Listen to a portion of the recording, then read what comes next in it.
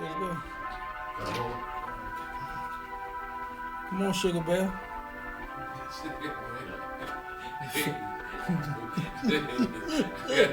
gotta lose weight, bro. I've been getting them damn. Nigga, man, you both. Nigga, you by yourself. I've been getting them damn Yogi the Bear jokes and everything. What's happening, man? Welcome to the crib, man.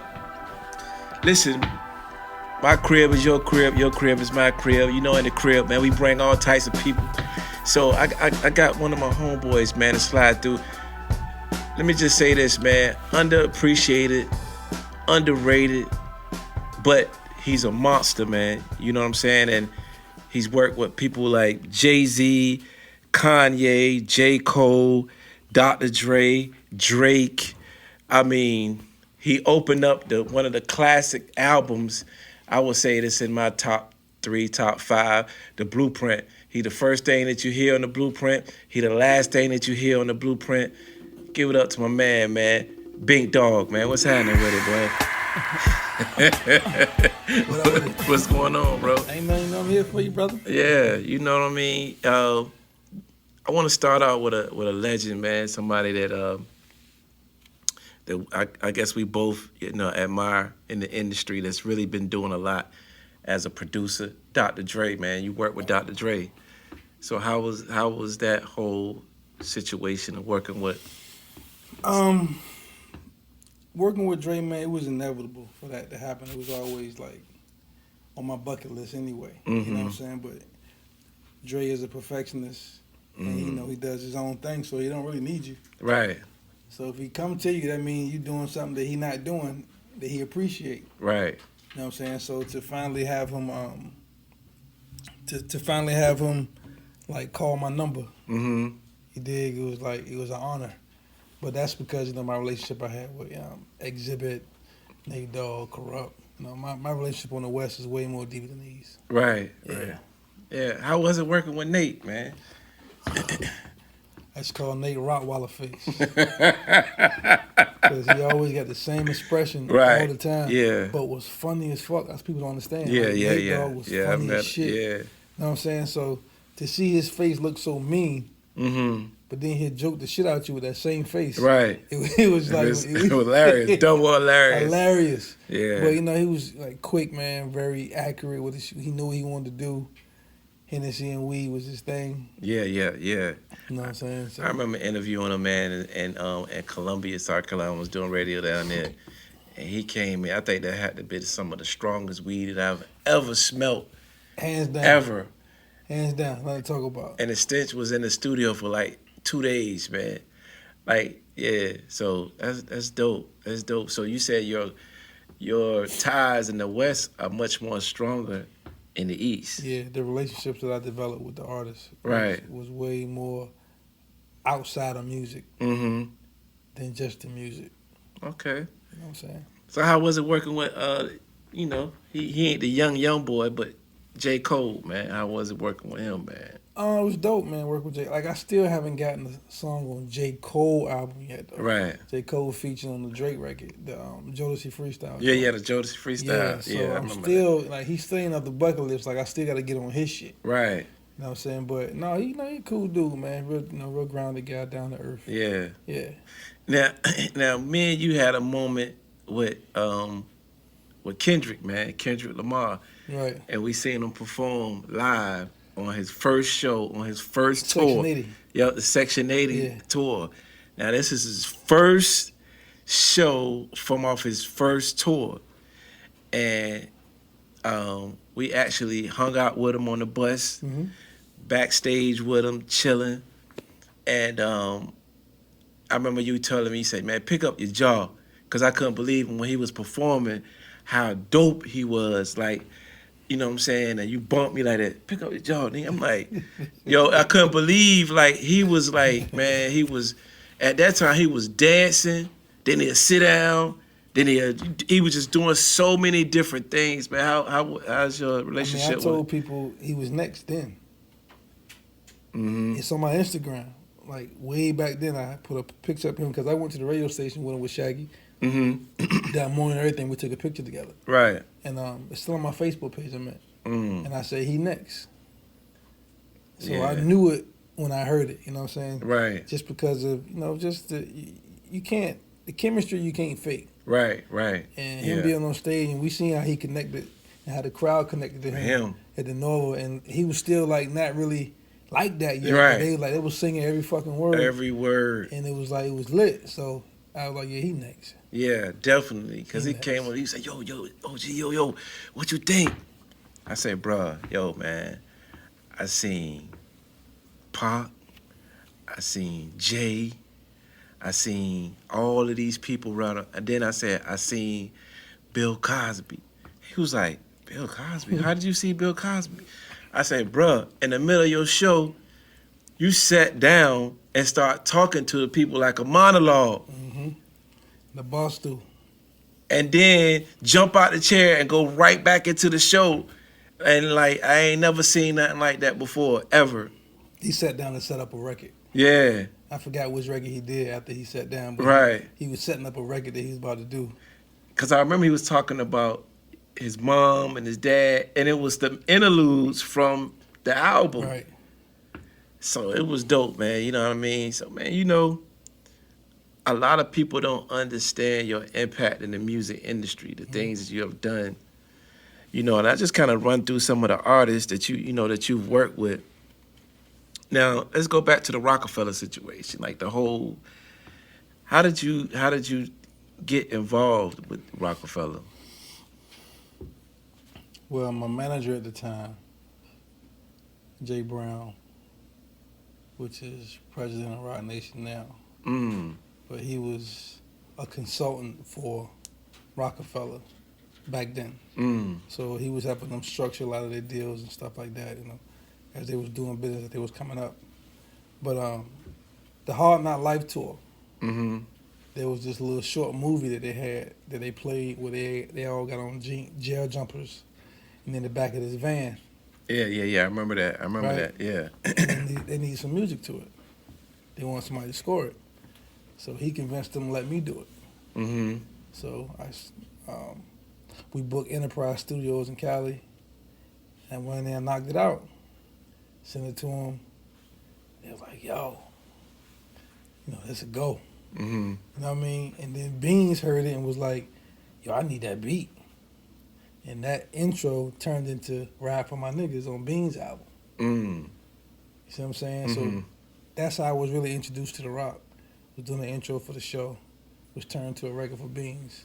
And I ended up producing for Beans before, my first Rockefeller artist that I ever did was him. Oh, okay. Okay, so then from there, you went to Jay-Z? Nah. From there, I did another record with Beans. I ended up doing two. Okay. No, that second record, Jay jumped on it, which was Raw and Uncut. Okay.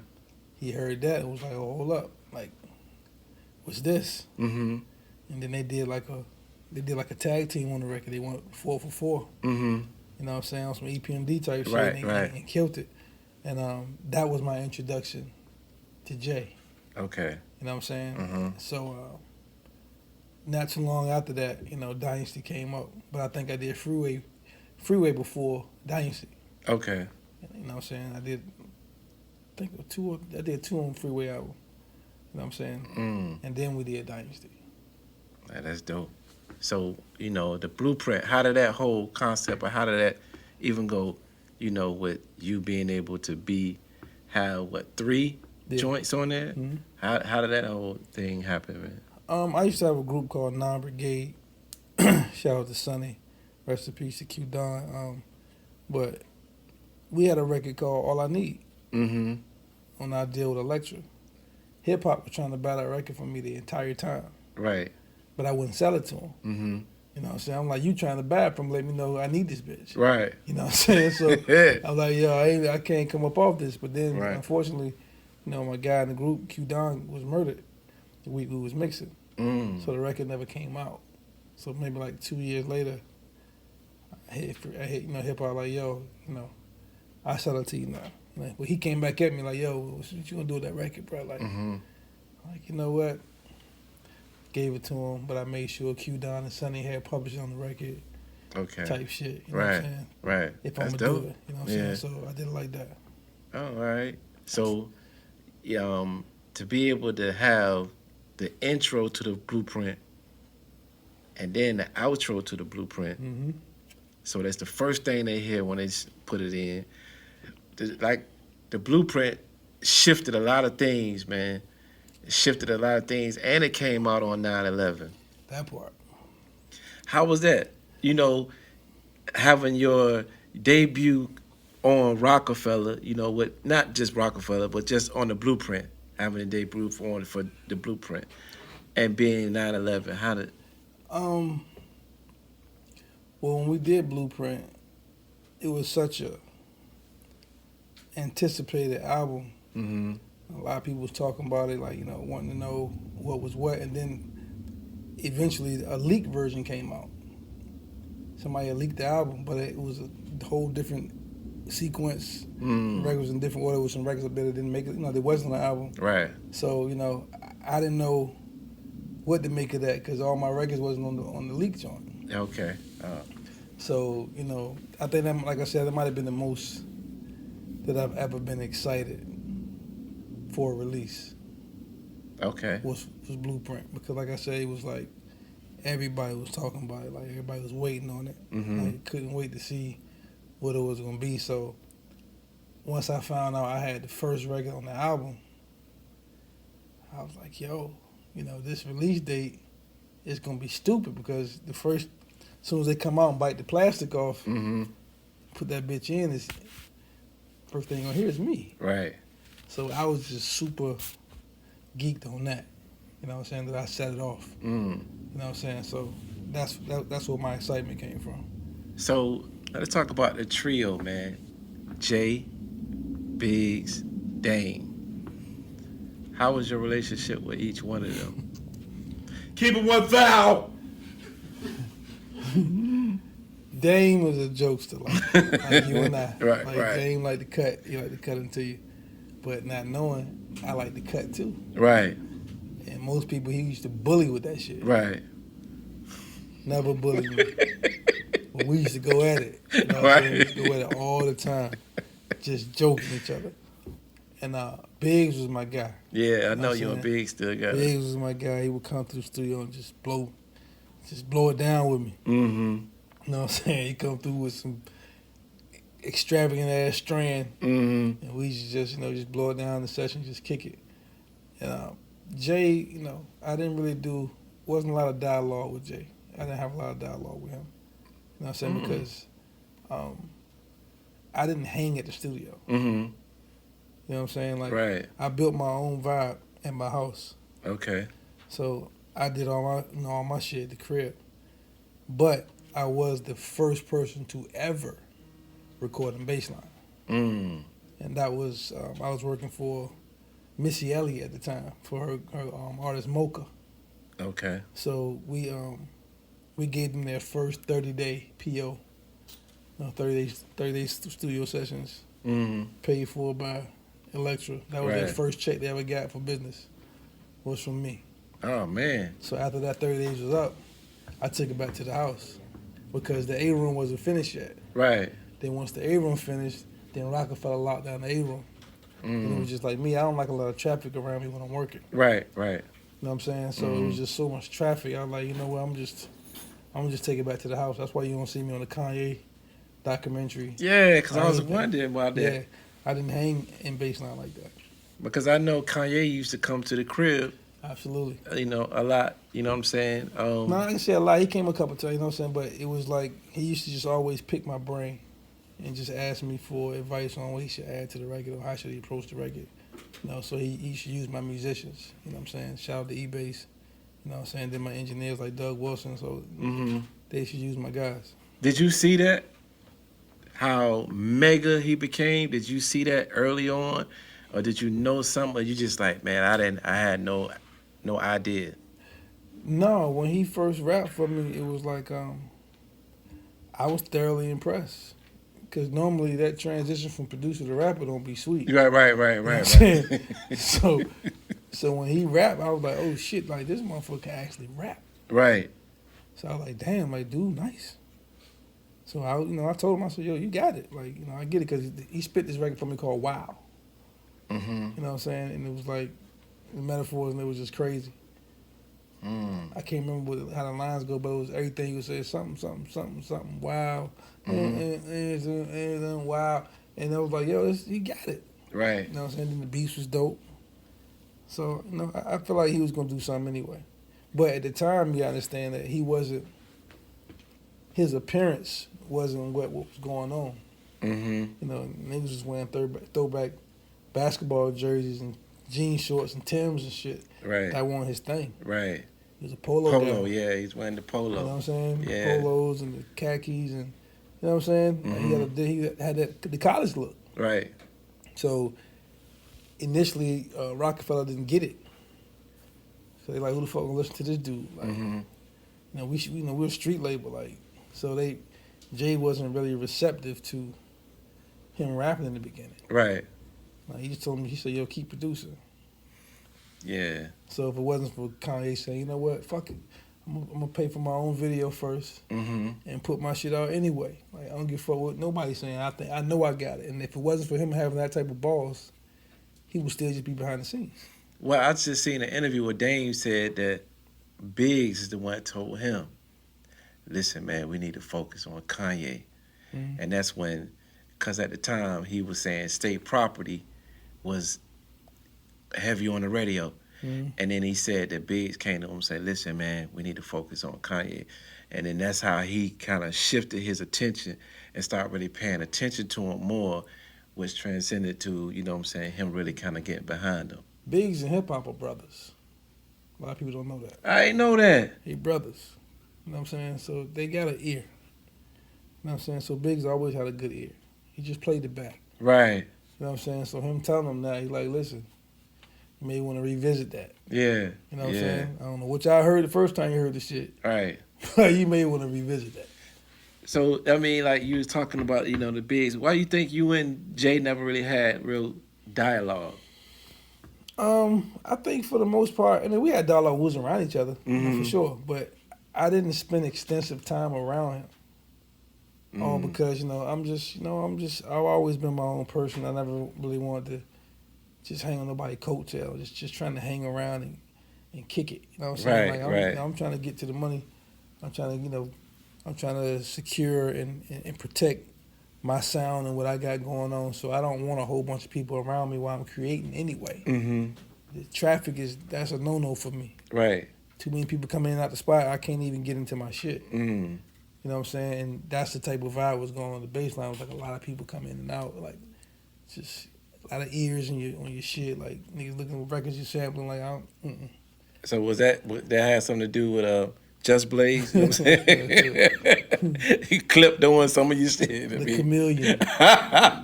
Let's tell you your whole trend. I mean, like I say, it was bigger than me. It wasn't just me. He just made a career out of my shit. Right. You know what I'm saying? But yeah, and people always try to say like, oh man, that's not fair to say that. It's absolutely fair. Like it's what it is. Right. I never said he wasn't talented. Dude is super talented. He's just a copycat. But he's just a copycat. He's just a copycat. That's what he does. You know what I'm saying? You got leaders and then you got followers out here. There's not a lot of people out here that's leading the culture. Right. There's a lot of people that's following the culture and doing what they hear on the radio, what they hear on people's albums, and just following suit. So what was the first time you felt that he started like, biting? That's what it is. Basically, what we would say. The You Don't Know record. Because that was very reminiscent of 1-900 Hustler. Right. So that was the first time my antennas went up. You feel me? And that's not like, I had to get my ass the fuck back in Jersey. Like, I can't be working down here no more. Right. Motherfucker looking on my shoulder, ear hustling. Ear hustling, yeah, what you call. Yeah, I gotta go.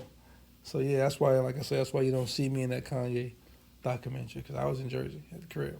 Right. And when Kanye said it on Drink Champs, that was real. Yeah, you know what I mean? And when he said it, but then you heard Biggs in the background say, I know Big be glad to hear this.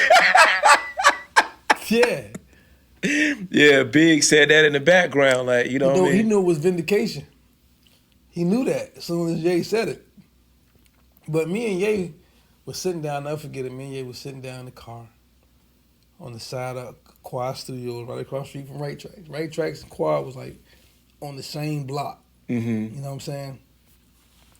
And we sitting in the car, and he playing me records as usual, and asked me what I think he should add to it, shit like that. So we talking. Then he was like, "Yo, you know, this nigga just kind of taking my shit." I said, "I hear it, nigga. Like, nigga, yeah." And like, not even 30 minutes later, Just Blaze pulled up, and these niggas had on the same Nuggets throwback jersey. I can't make this shit up. And I just bust out laughing, like, we sitting here talking about nigga copy, and now y'all niggas got the same goddamn shirt on. It's just some funny shit. But that's how it always been, man. Like I said, it's like a lot of people come in the game, but not really put their own twist on it. Mm-hmm. And Kanye and myself can actually say, we came in with our own little twist. Mm-hmm. And a lot of people just take your twist and claim it for their own. Right. And that's just how it go. Like today, when somebody say you inspired them, that means they're gonna sound just like you when they press play. Right. And that's what I'm saying. You can't confuse inspiration with copying. It's a big difference. Inspiration to me means, damn, like you really made me want to get on my shit and create something because your shit was just that impactful that I want to go and do my thing now, not do what I just heard. Right. It's a big difference. Mm. So that's where we at now. Like, inspiration is a new word for biting. Yeah, for sure. And you talking about Ye, you know, and you did Devil in the New Dress. Yeah. Mm-hmm. So how did that beat? How that concept? Did you already have that beat ready, or? Yeah, I already had the beat. Kanye was flying a lot of people out to Hawaii, working on the album. Mm-hmm. I was hearing like RZA and Pete Rock and I'm seeing all these people out in Hawaii and shit. So I emailed a nigga, say, nigga, like, what's up? I said, I heard you got everybody in Hawaii but that nigga. And he said, who that? I said, me, nigga. The fuck? Like, me, Gizzard Face, yeah. That guy, right? Like, so he's like, yo, man, you know, the travel budget been kind of exhausted. Woo, woo. I said, all right. I said, well, hold these. I said, about 3 joints. A little blank space. Next email, yo, somebody about to contact you about travel. I said, okay. You know what I'm saying? Right. And I sent him a pack. And then that pack was the beat I did for Hit Boy, Jay-Z interview. John Legend, Who Do We Think We Are was in that pack. Fucking Pride and Joy, Fat Joe and Kanye, I did all those joints was in that pack.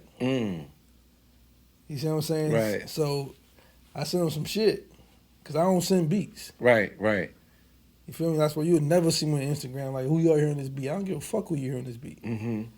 You know what I'm saying? You never gonna see me on Instagram playing anything that nobody's ever heard, trying to get some likes. I don't give 2 shits about no likes. Right. You know what I'm saying? Because that's what I really feel corporate America has fucked up the culture. Is thinking that you're supposed to show all your shit on your page. Mm-hmm. Like, you can't copyright an idea. Right. You see what I'm saying? Like, signature is what makes you who you are. Right. That's your barcode. You know what I'm saying? That's what makes you special. It's how you do your shit. Not you go on YouTube like, yo, when I did this beat, I used this, and then I used this, then I added this. Like, no. Like, what are you doing? It's giving up the sauce. You're giving up the sauce. You tripping. Yeah. Giving up But the sauce. this is what corporate America got people thinking this is what you're supposed to do. You're supposed to get a bunch of likes, build up your fan base on your... I don't subscribe to that shit. Okay. That's the goofy shit to me. So what else you did for Kanye? I know you did No, that's it. Like I said, we did The Devil in a New Dress, and then we ended up doing the record with Fat Joe, Pride and Joy. Okay. And that was because of me, because Kanye had to be first. Come to find out, it was supposed to be Pusha's first single. But nobody said nothing. Nobody gave me no bread, so I let it fly. Right. So Kanye was trying to get it back. I told him Fat Joe had it. So that's how that whole dialogue started, and then he ended up doing the record with Fat Joe. Okay. All right. Oh, so you sent it to Ye, he gave it the push. Right. But never told me he gave it the push. Okay. Yeah. Then reached out damn near like a year later. Mm-hmm. Like, yo, we need sex and this, nigga, that shit gone. What you talking about? Right. That's out of here. And, Oh, man, like, who got it? I'm like, yo, Fat Joe got it. and since we talking about Push, I want to talk to you about Push, man. Like, he came to the crib, just had an interview. So, how do you feel about the new record? Have you heard the Diet Coke record? Yeah. Yeah. How do you feel about that? I mean, it's dope. You know Okay. I just would love to see him do other shit. When you say do other shit, what you mean? I just feel like at this point, I don't really think he has to rap about anything affiliated with Coke or anything. Like, he's just that dope of an MC to me. Right. He can do whatever the fuck he want to do if he choose to. Mm. You know what I'm saying? So I would just love to see him move past that. Mm. You know what I'm saying? Because doing the whole Drake beef, that should have showed him right there. Like, how do you feel about that? the Drake shit? Yeah. I mean, I thoroughly enjoyed it because it was like, that was the first L he took. Okay. You see what I'm saying? That's the first dent he got in his armor. Right. Was from hometown. Right, from hometown. Yeah, so I thoroughly enjoyed that. But it was like, to me, it should have been an eye-opener to him to Push as well, because you ain't talk about shit about the street shit at all. Right. And you bodied this nigga. Yeah. So you don't have to have this in your jacket in order to be who you are. Mm. You know what I'm saying? Because he's just that dope of an MC. He's definitely that. He's a lyricist. Right, So he's you definitely can't take a that from lyricist. him. You know what I'm saying? Right. So that's interesting. I didn't ever know that Ye gave him that beat, and that was supposed to be a single for him. Mm-hmm. That would have been a good look for hometown. And that's how I ended up with the John Legend single, Who We Think We Are, featuring Rick Ross, because Ye gave that to John Legend. Right. From the pack that I sent him. Right. And I have to give you, props on, because you introduced me to Rick Ross. Mm-hmm. Right. So I'll never forget the moment. On the phone. Yeah. So you called, we was on three-way, you called him, and it went to Every Day of My Hustling. He had that as his, what's the name? Once you won't answer the phone, it goes to your voice message. Mm-hmm. But it was the song. So I was like, yo, what song is that? You was like, I think it's a single. I think, you know what I mean? So I don't really know. I said, yo, I want that. I need that. He said, all right, I'm gonna call. He gonna call me back. He'll call me back. He called back. Boom. We talked. And that's how me and him connected. And I sent him the mixtape movie I was doing at the time. He loved it. And he did a whole bunch of parts for me. He did mad acting parts for me. And I sent him a little script, right. but he did beyond that. So, you know what I mean? I definitely got to show you love for that hooking up. But you did some monumental stuff for him too as well. How did that connection come about? But first of all, how did you meet him? I was working on Angie Martinez, and we were recording in Miami. And a lot of people don't know that Ross used to write for Trina. So we hired him to write for Angie. So while working with him with Angie, I'm just like, yo, this motherfucker is dope. Like you would never think that a guy is writing this shit because he sounds so much like from a female perspective. And it was just so natural, you know what I'm saying? I was like, yo, this dude is dope. So I introduced myself and I told him, of course he was a diehard Jay-Z fan. You know what I'm saying? So when he found out I was, the shit I did, he was like, oh shit, like we gotta lock in. So I started sending him, giving him beats from then on. And he had a cast on his foot when I met him actually. So so he was on crutches when I met him. And when I got back to Jersey, I started sending him beats, and then he had this girl rapper named Ashley Ross. I don't know what he did end up doing with her. She was like super dope.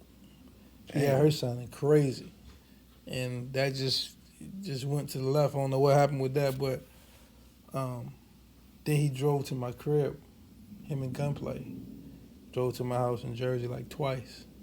Stayed in my crib in Jersey. We probably did about 9-10 records. And I think they used to go see French Montana with the Cocaine Cowboy shit, or whatever. And then when he went back, probably like a few months later, that's when he called me and told me he had the record hustling. That's when I called you. He was program director at the time. And Right. called you in 3-way, and I was like, yo, my man got a record. It's my dude. Like, he got it. Woo, woo. And I think he blasted off that night with the record. Yeah. You know what I'm saying? And just the rest was history. So that's how I met him. That was probably about 2004, 2005. Yeah, that was. Y'all just got a real dope chemistry. I mean, for real, P, at the end of the day, there was a lot of people who really was impacted by Blueprint. Mm-hmm. You know what I'm saying? The same way I was impacted by Life After Death. For B, like that album really showed me how I need to be formatting my shit, like how I need to, the type of quality I need with my shit. Mm-hmm. So I use that as a gauge, that and Doggy Style. Okay. Those two qualities really changed my whole approach to music. Right. More so Life After Death. That was, Blueprint was people's Life After Death to me. Like what Life After Death was to me, Blueprint was to them. Right. So the shit I did on Blueprint, it made a lot of producers change their whole shit into what I was doing. Yeah. Major shift. Mm-hmm. You know what I'm saying? So Ross was a huge fan of Blueprint. So Right. he came in the game loving that sound. He just gave it a new name, Maybach Music. Right. Yeah. Yeah. But it was the same feel. So you did some stuff for Puff too, right? Yeah, for sure. I used to be a hitman. Yeah, that's what I was about to ask you. Yeah. Yeah, you was a hitman. Yeah. Stevie J, you. Mario, Yogi, Nasheem, like, D-Dot. I came in towards the end, though. You know what Okay. I'm saying? That wasn't the official hitman era when I became a hitman. Okay. Yeah. Yeah. All right. That's dope. So how did you? You did meet Jay Dilla, right? He came to my crib. Oh man, tell us about that, man. Yeah, I had an OG that was working over at MCA Records, and that's where his deal was at at the time. And he told him that he wanted to meet me because this time around he wanted to get producers on the album that he respected. Right. He didn't really want to do all the beats. So he came to my house, nigga had the fur hat on, mink hat with the mink jacket to match. D-Town. Stayed D-Town all day. And I always regretted not being informed or educated on his whole body of work. So he was so many records I didn't know he did that I wish, like, the God I knew that when I met him, because I would have just really been, giving it up to him, but he was still super dope. But it was so many records that I loved that I didn't know he was responsible for. You know what I'm saying? So, I understand that he was down with the Uma with Q-Tip. Oh wow. Yeah. Yeah, and I just found that out that he did a lot of that music, and Q-Tip Find to a the Way, Find a Way is like one of my favorite beats ever. You caught my heart for, come on, man, that's Dilla. You know what I'm saying? Like, a lot of shit Dilla did through the Uma, I had no knowledge of. I just always just dismissed it as Q-Tip. Right. Yeah. Me too. You know what I'm saying? And So, but when he came to my crib, like, yo, man, I just, I respect, I love you, what you doing, your style and shit. Like, I respect it, and I just wants to do a joint. So, I gave him the joint, but he took a long time to cut it, and I had given the same beat to Jizza from Wu-Tang. So Jizza ended up doing a record called Animal Planet, and it, which trumped Dilla's record. So years later, they did the Dilla documentary video, and the people contacted me like, "Yo, was there any chance that you may still have the beat?" And I'm like, "Yeah, I still got it." They're like, "If you can't find it, it's cool, whatever." They made it seem like it was just real nonchalant. Then I see the documentary, and my man is like really adamant about saying, "I really want people to hear this record." You know what I'm saying? But they tried to make it seem like it was no big deal. Right. But Dilla was really pushing for the record that we did together to come out. So Oh man, yeah. dope. So I was just truly honored to, you know what I'm saying, because it was the title track of the album, My Diary. That was the name of the song. Mm. You know what I'm saying? So to hear him say it was like, wow, like, you know, it was just an honor to me because, you know, Dilla is a producer's producer. Right, he's revered, bro. You know what I'm saying? Which is, to me, Knots hold that spot now. Yeah. You know what I'm saying? That's the closest you're going to get to a Dilla to me is Knots. Now, see, you and Knots, for those who don't know, that's another 2 Up, 2 Down right there is Knots Raw. So how y'all kind of started out in the same on the same team, right? Yeah, the Teamsters. Yeah. Yeah. Darryl Sloan was managing both of us at the time. Mm. So that was the squad. Like, if I had to go to war with any producer against the team of producers, Knots is probably the only thing I really come and get. Like, let's go fuck these niggas up right quick. But see, tell us about the time when it was you, Knots, Pharrell, Timbaland, and the whole era in Virginia before anybody kind of blew up. How was that coming up at that time?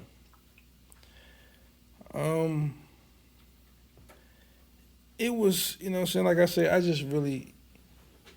I really envy Atlanta's closeness. Mm-hmm. You know what I'm saying? We never had that here. For whatever reason. I don't know. Mm-hmm. But I really envy them for just being so down for each other. Mm-hmm. Like when they say somebody mention you in a room that you're not in, Right. that's a whole other different type of loyalty. Mm-hmm. That's what we missing in Virginia. You know what I'm saying? So it was, you know, very like, you know, it was love when we saw each other. Mm-hmm. But it was never extensive. Why you think? Why? Like I don't understand. I Hey, bro, but you and Knots ain't even really got no song together. But that don't mean we ain't throw no work back and forth. You know what I'm saying? But at the same time, it's like you don't have to produce a record with somebody to be down. Yeah, but you would think, okay, both of y'all from Norfolk, so I would think that y'all would have a song together with some artist. Not a song, maybe a project. Yeah, that's what I'm saying, a project, or even a beat, or even like y'all collabed on something for somebody else. You know what I'm saying? But that's the thing. We both lone wolves, so we don't need to do beats together. You know what I'm saying? That's not how we work. But being on the same project together or producing the same artist is a whole other conversation.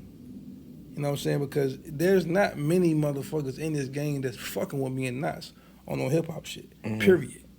Mm. And I say that with the biggest set of balls ever. Mm. You know what I'm saying? Like, anybody ask me that, I don't give a fuck what you talking about. When it comes to this soul shit, this hip hop shit, there's not many niggas that can fuck with me and Knots. Mm. Period. Well, so how was it coming up with all of y'all? Like, I mean, you got Pharrell, you got Tim. You know what I'm saying? How was that? You know, before everybody kind of blew. I mean, I used to bump into Timbaland sometime in L.A. Mm-hmm. You know what I'm saying? Like, cause I'm talking about here at home. It was never really that. Well, Pharrell used to hang with us before I even got on. Mm-hmm. You know, me running around with Lou Sean and, you know what I'm saying? Yeah. Man, Lou. Right. You know what I'm saying? That's my guy. And, you know, doing the Lou Get Money era, like, that's... Pharrell used to, you know, was fascinated with his life. Mm-hmm. So he would always want to come and hang out with Lou and the squad to go to clubs and shit. Okay. So, you know, we was always, you know, 15, 20 deep going everywhere we went. Mm. You know what I'm saying? So he just used to love to just come by and just kick it, hang out with Lou and all that type of shit. So, but like I said, it was never, like me and Pharrell used to go fuck with chicks over Hampton campus when he had the GS. Mm. You know what I'm saying? Shit like that. But once he blew, that type of relationship kind of came to a cease. But it was always cool if we saw each other. All right. That's why I say nothing extensive. So that's what I'm saying. So, okay, so you said you envy Atlanta. So, because you're basically saying that we need to be a cohesive like that too to be able to make it. But we got to be able to set that example. I know that you and Knots may be lone wolves, but to set the example for the younger ones that's coming up.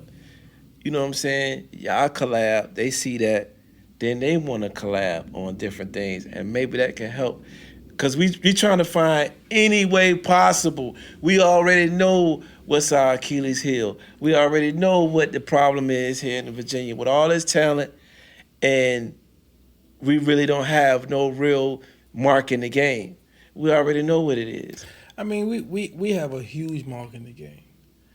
Producer-wise, I don't know any other city that's really fucking with us. But I'm talking about as a city. I'm talking about as a city, though. As a state. Yeah. You know, that's what I'm talking about. I know we do have a mark in the game as far as producers is concerned, but I'm just talking about when you name markets like Memphis and Atlanta and different places where they made their mark from their area. You know what I'm saying? People be like, yeah, they from Memphis. It's like we have, you know, different artists or producers here and there that's popping out, but it's no one really saying, oh, boom, they from Virginia, like automatically. Yeah, it's always a shock to people when they be like, damn, he from Virginia too? Like, damn, all y'all from Virginia? Yeah. It's like, to this day, like, that's that conversation has never changed. Mm-hmm. Once they figure out, you know, Pharrell, Timberland, Danger Hands, Lex Luger, Bink. I forgot about Danger Hands. You know what I'm saying? Like, Lex Luger, like, you know like, what I'm saying? Knots. It's like when you start naming the people, it's like, damn. Right. You know what I mean? Because none of us sound alike. No, nobody. And that's what makes it even more dope.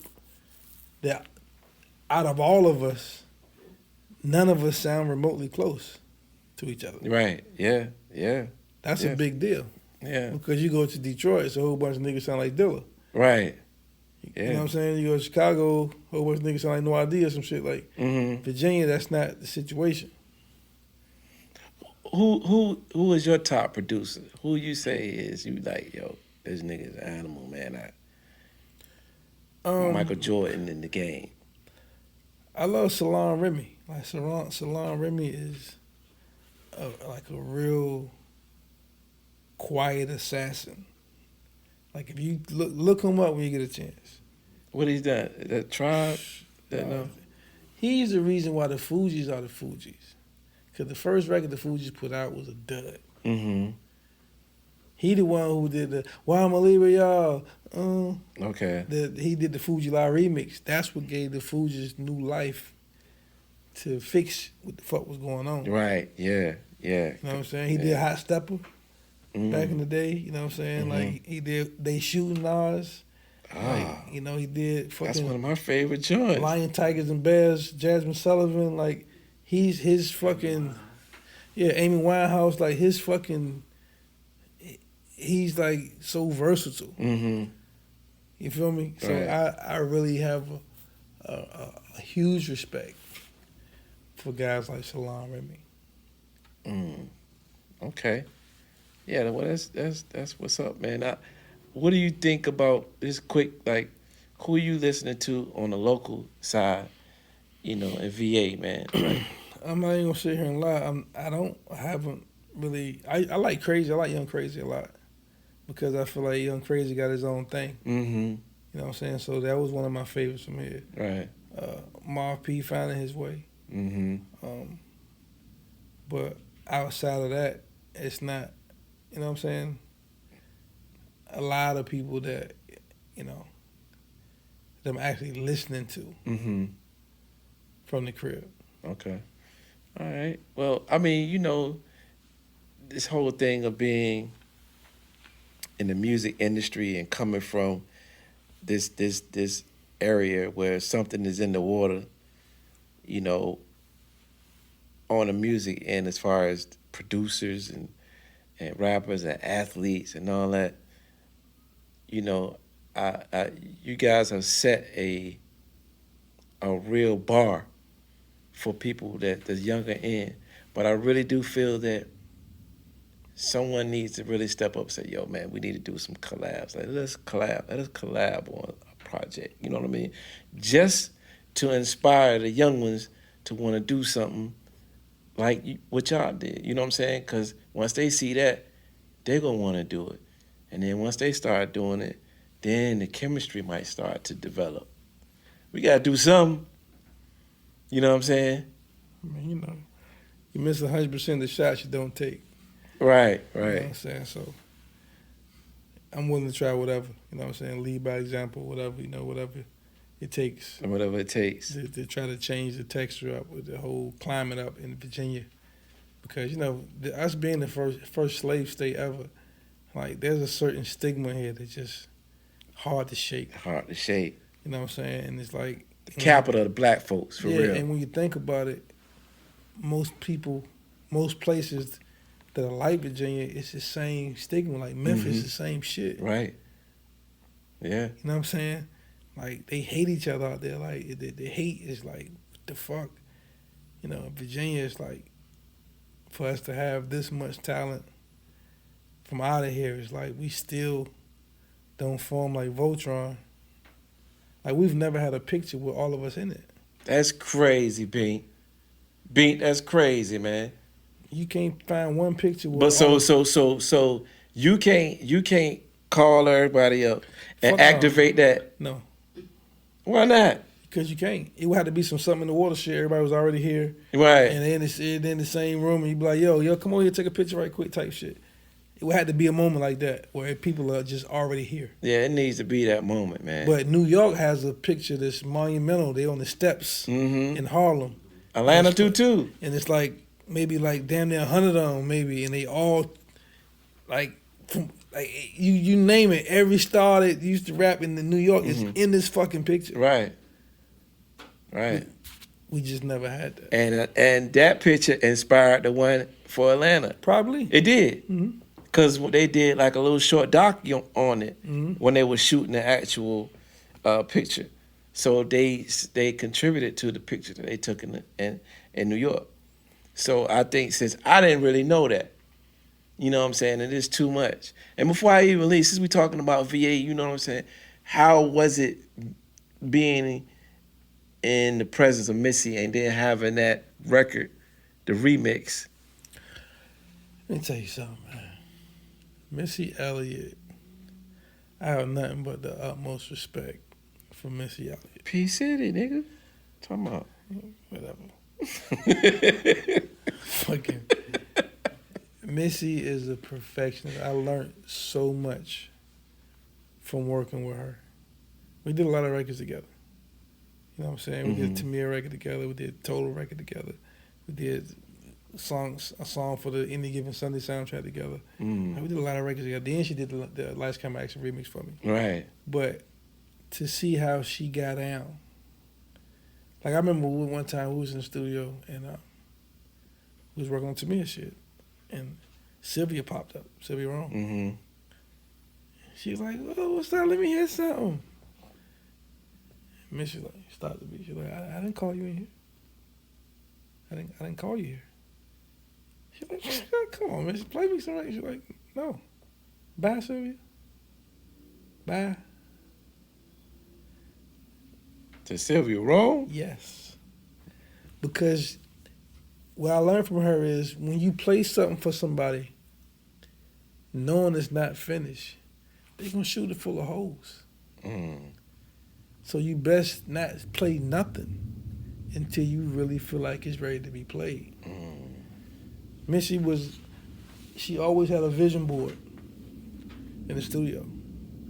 It would be all the names of the songs on the board.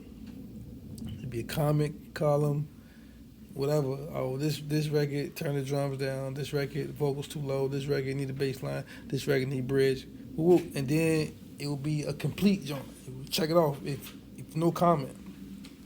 If that record on that board has something to be fixed in it, she ain't playing it for nobody. Wow. Only record she gonna play is the one with a check on it. Everything been finished, everything is right, everything checked out, she'll play that.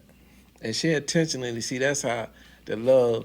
Missy, you need to set up the picture, because I'm pretty sure if you say, yo, we need to do this, that you can activate that. I already know that. But she said your name right off the top on the remix. Yeah, because the thing is, man, that record is so misleading when you think about the sales of it. The record didn't really sell nothing because it was spread out too much. It was on too many different albums. See what I'm saying? Mm-hmm. It was just poor management on that record. Mm-hmm. Like, it was on the FUBU soundtrack. It was on the fucking Barbershop soundtrack. It was on the Now compilation. And now it's on Cheek's album. Like, who the fuck gonna buy Cheek's album? We can go buy the Now compilation. Mm-hmm. Or you can buy the Barbershop shit and all these other records are on it. Right. Now you spread yourself too thin. Mm. Whereas you should have just had it in one place. Right. If you want it, you gotta get it from here. Right. So that's what killed the whole from it blowing up to, but it's to It's still this day, blowing up. Yeah, it's still that's like what I'm saying. this record is still to this day like it still go, Right. still hold it down. But you would think this record sold 1 million records. No, Okay. you know what I'm saying? So, but when I sent it to her, she got right on it. You know what I'm saying? Like she was the first person to do her vocals on the remix. She was first. Oh wow. That's why Puff bit her flow. Remix. Mm-hmm. And I asked Nelly to do it because a lot of people don't even realize how Nelly and the St. Lunatics stole Lost Boys' whole shit. Think about it. Look at their look. They stole their whole shit. Right. The way they was dancing together, the way they cornrows, the pork chop sideburns, the whole shit. So I'm thinking he gonna give back. He told me $35,000. I was like, never mind. So then I got P.D. Pablo.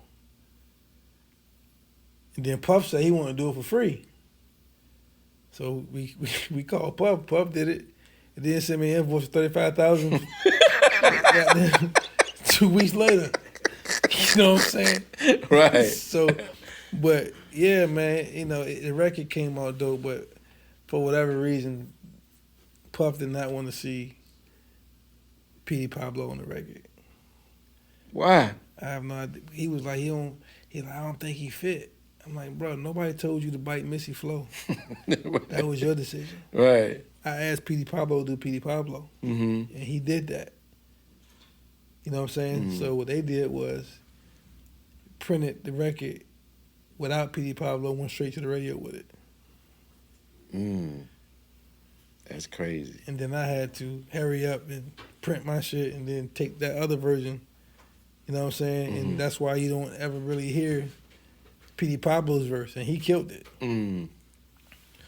But I had to respectfully tell Puff that night, unfortunately, Puff, this is not a Bad Boy record. Right. It's my record. So I really don't really give a fuck about how you feel about P.D. Pablo. You know what I'm saying? It's my shit. You know, you can get out the record if you want to. It's on you. You know what I mean? It's just you. But, and the crazy shit was, I didn't like the woo. I couldn't stand it at first. But I had to give it up later because a lot of people took to it. They took to it, so I had to bite my tongue on that one. I had to eat that. But I didn't like that coming out the gate. I didn't like it. Okay. So what Bink working on right now, man?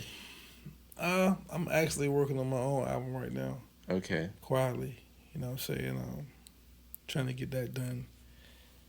I did a lot of shit towards the end of the year too, though. You know, I did like 4 on Anthony Hamilton album. Did the joint with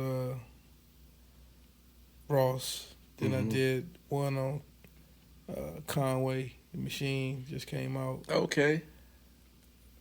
You got one on Conway? Yeah, got one on Conway called Guilty. And the Dr. Dre shit for the Grand Theft Auto album. Okay. You know, I got one up there too. All right. So can an artist, submit something for you? That's fucking hey, I expect that from you, nigga. You already know that nigga here. You already know this nigga here. Yeah. Okay. So how could they do that? My thing is DM first. Okay. DM me, send me a link, to listen to through DM, and if I like what I hear from there, then we go from there. You know what I'm saying? But my ear isn't like everybody else shit. I don't really want to hear a knockoff Future. And that's what you really be getting a lot of times in your box, a whole bunch of knockoff shit. Right. It sound like a bunch of other shit. Like that's not what I'm looking for. Maybe we need to get somebody who's young to kind of be the first ear to touch, and then they bring the ones to you that they think that is possible, and then you go from there. I mean, for real, my son not in now. I just asked him what they listen to. Mm-hmm. He was like, oh, it's NLE Chopper. Well, yeah, put him on Because that. it's like every, bruh, like I feel sorry for DJs today. Like the music changed so fucking much. Like Yeah, quick, it's fast. quick. Yeah. I'm like, God damn, like Yeah. who is this? How he got 2 million streams already? Who Hey, is this man. nigga? So so I listen to it with my son, and my nieces and shit be talking about, and I check it out and see what's going on. But Yeah. at the same time, it's like the thing is, bro, the bar is low. Mm-hmm. Like people are not being signed for talent no more. People been signed for Likes. and they got a lot of views and shit. Right. But for the most part, it's the same shit over and over again. Mm-hmm. There's not really anybody that's really setting this up apart from what's going on. It's like whatever works, everybody's doing the same shit. Yeah. So I can't really get into that. That's why I say let them. If you can't even bring me that from a young, I don't want that. If I'm gonna put my name on something, I want something that's groundbreaking, that's dope. Mm-hmm. You know what I'm saying? It's I don't just want to get in the game and just fit in and just put out the same bullshit everybody else putting out. Right. I really don't want no it. parts of that. I'm with it. You know what I'm saying? And that's a lot. That's what's really going on. And going back to what we were talking about with Ross, right? Like, so Bink did a lot of parts acting for me for the Cribb movie stuff when it's early on, when I was early, and he did a part. He played a role where he was choking his girl, right? And it was so vivid, like when you hear it, you can really see it. And I appreciate. First of all, let me just say that I really do appreciate you coming to the hospital to bring me a hat and to see me when I gave my mom my kidney. That right there, that speaks 1,000. You know what I mean? For me, you and Angus Black were the only two people that came to see me. You know what I'm saying? And to this day, bro, I hold that, close. Like, that meant a lot to me. You know what I'm saying? Because when you brought the hat to me, the Humble Monster hat to me, and we took a picture of it, I was so doped up. I ain't even really Take it in. Yeah, I ain't take nothing in. Yeah. You know what I'm saying? When I look at the picture later, then I'm like, okay, but I was super doped up at that time. I met your mom and everything that day. Yeah. Yeah, you would never think your mom had a kidney taken out or got one. She was live as a bitch in there. Yeah. I was the one that heard. But you was in sick bay. Mom's was chilling. She ready to go to church. They told me that out the rip that the person who's giving it is a lot worse than the person who's receiving it. So I kind of knew that off the top. And since you're talking about church, you came up and you used a lot of the church ingredients in your beats and your music. I mean, that's one thing Brian Michael Cox said to me one time. He's like, yo, you the one who made me understand that it's okay to incorporate what I learned in church. Mm-hmm. He said, from listening to your shit, I was like, that's an ill way to describe it. Right. You know what I'm saying? How many instruments you play? I just play drums, bro. But, Okay. I just have a good ear, though, for paying attention to, like, articulation is everything in music. Right. So if you're going to play a bass guitar and a keyboard, you still need to understand how to approach it as a bass player. Okay. Or a horn or whatever, so on and so forth. So for me, understanding musicality and just instrumentation, Okay. that's what made my shit sound so much authentic. Okay. So much more authentic than the average guy that was doing beats. Because most guys they couldn't tell you the difference between a trombone and a saxophone. Right. They don't know. Right. So that's not me. Well, bro, I appreciate you for sliding through the crib, man. You know what I'm saying? I appreciate it. Over the years, I don't give a damn what you say. I think you need to be one of the people to push for that picture for everybody to be in. And we got to take the responsibility to set it up for the younger ones, man, to win, man. Got to be another. I should start shaking your head off the rip, man. Because I'm trying to tell you, you have to have everybody already here. Okay, but you got to put it in the air. You get started. Right. If we do it, if we had another something in the water, it's so much more of a layup to do. They say they ain't gonna do it. I see that now. So what else is gonna get everybody here at the same time? I mean, somebody. I think it'll happen. The universe will put everybody at the same time, but I want it to happen. But if cause I didn't go to something in the water first one. I didn't go. Yeah, I went. I missed it. It was crazy. You know what I'm saying? I heard it was nuts. Yeah, it was crazy. But at the same time, it's like, had I been there, I probably would have shot for that picture. If I seen everybody there. Right. You know what I'm saying? Yeah. Because it would be. That's what's missing for us. To see all of us in one picture, the power. Yeah.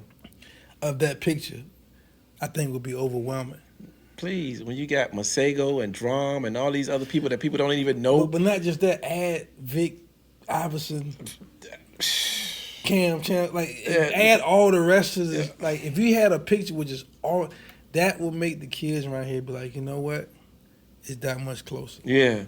Cause that's what Sweet Pea Whitaker did for me. Oh, he did that for me too. That's what he did for me. You know what I mean? He did that for me too, coming to Academy Park, KP in P-Town. Yeah. After the Olympics. So when I was young, you know what I mean? Little. So, but I appreciate you coming through the crib, my guy. Come on, man. You know what I mean? Always. All right, my nigga. Hey, y'all gotta stay tuned because you never know who's gonna stop by the crib, bro. So I appreciate it. And definitely, my crib is your crib. Yeah, I do got on the road. And what? I'm cooling it. And one time, too, I got to put this out there, represent Park Ave. So y'all keep it locked. Don't move, all right? The crib. Party at Pezo crib. Bring your own crib.